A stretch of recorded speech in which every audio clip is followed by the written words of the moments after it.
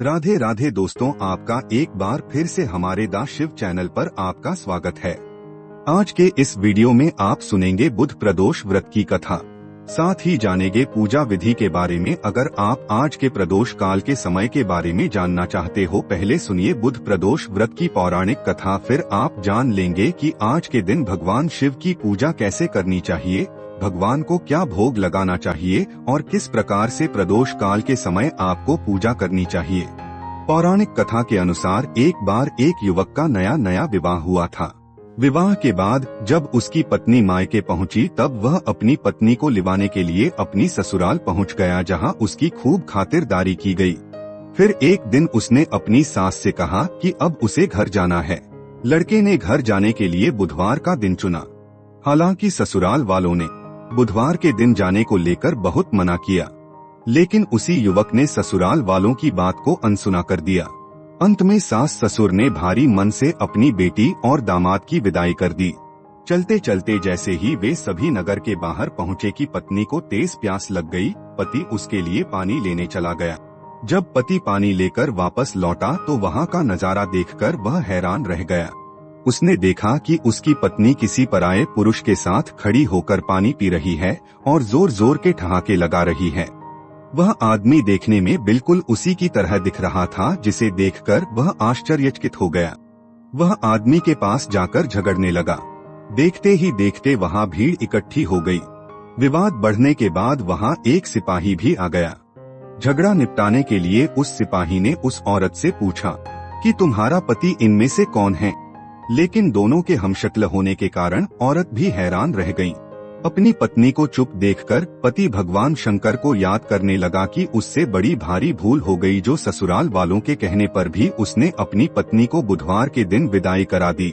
उसने भगवान शिव से प्रार्थना करते हुए कहा कि ये भोलेनाथ, मुझे इस संकट से बाहर निकाल दीजिए, मैं ऐसी गलती दोबारा कभी नहीं करूँगा। भगवान शिव को उसकी प्रार्थना पर दया आ गई, जिसके बाद दूसरा व्यक्ति देखते ही देखते वहां से गायब हो गया।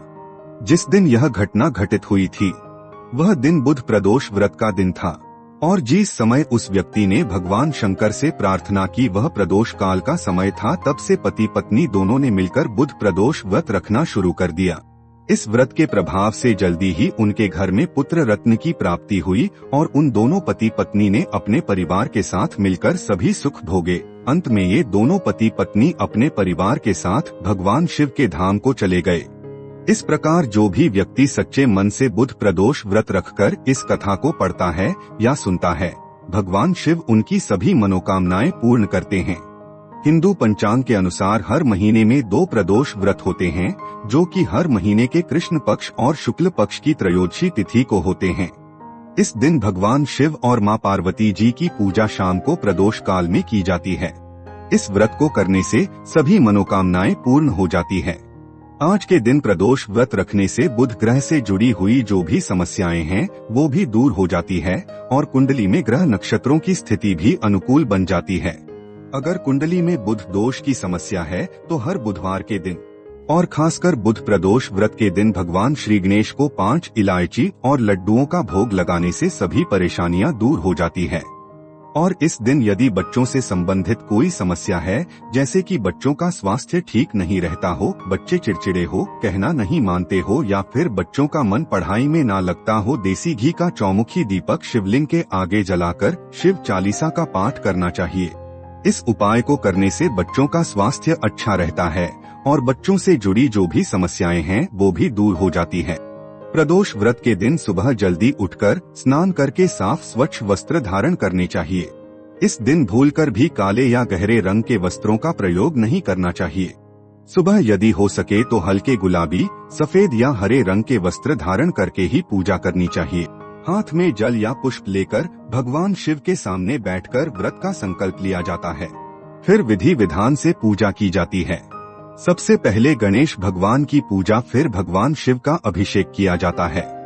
भगवान शिव का अभिषेक आप सादा जल से गंगा जल, दूध, घी, शहद या पंचामृत से कर सकते हैं।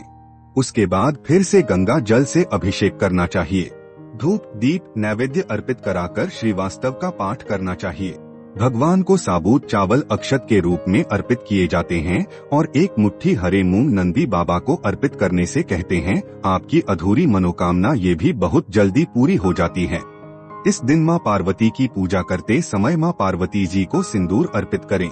सुहागिन महिलाएं 16 श्रृंगार की या जो भी सुहाग की आवश्यक सामग्री है वो मां को अर्पित करें। मां के पैर छूकर उनका आशीर्वाद लें और इस दिन यदि कुमारी कन्याएं अपने विवाह संबंधी समस्याओं का निवारण चाहती है, विवाह में देरी हो रही हो तो उन्हें इस दिन मां को लाल चुनरी अर्पित करनी चाहिए। शिव चालीसा का पाठ मंदिर में बैठकर ही करना चाहिए और उसके बाद खीर का भोग लगाकर आपको अपना व्रत खोल लेना चाहिए। दिन भर उपवास रखा जाता है। शाम की जो पूजा होती है वो प्रदोष काल में अनिवार्य रूप से करनी चाहिए।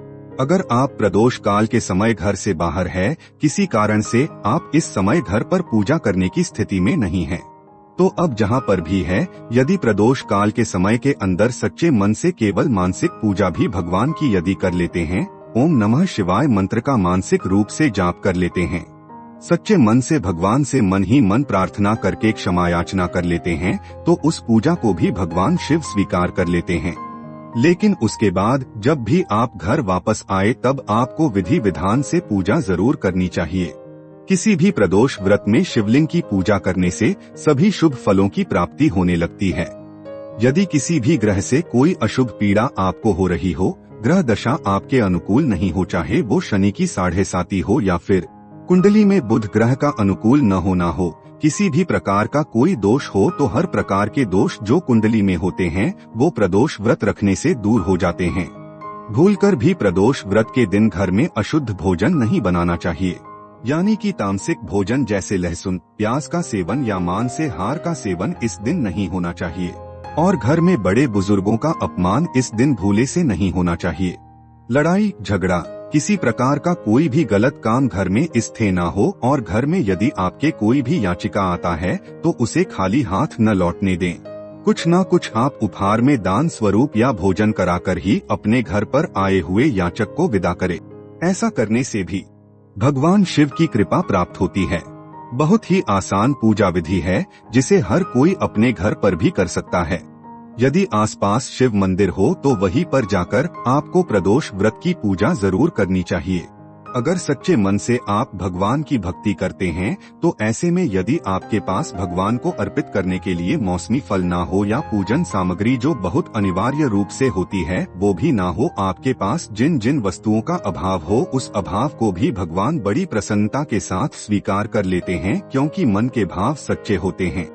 प्रदोष काल में भगवान शिव को और पूरे शिव परिवार को इस दिन साबुत चावल से बनी खीर का भोग, चूरमे का भोग या फिर फलों का भोग लगाकर उसी को प्रसाद रूप में ग्रहण करके अपना उपवास खोलना चाहिए। इस व्रत में केवल मीठा भोजन ही किया जाता है। नमक का सेवन अगले दिन सुबह पूजा करने के बाद आप कर सकते हैं। उम्मीद है आज की ये जानकारी आपको पसंद आई होगी। वीडियो अगर अच्छी लगी हो तो लाइक करना मत भूलिएगा। इसी तरह की और अन्य जानकारी आप हमारे चैनल पर पाने के लिए हमारे चैनल को सब्सक्राइब भी कर सकते हैं।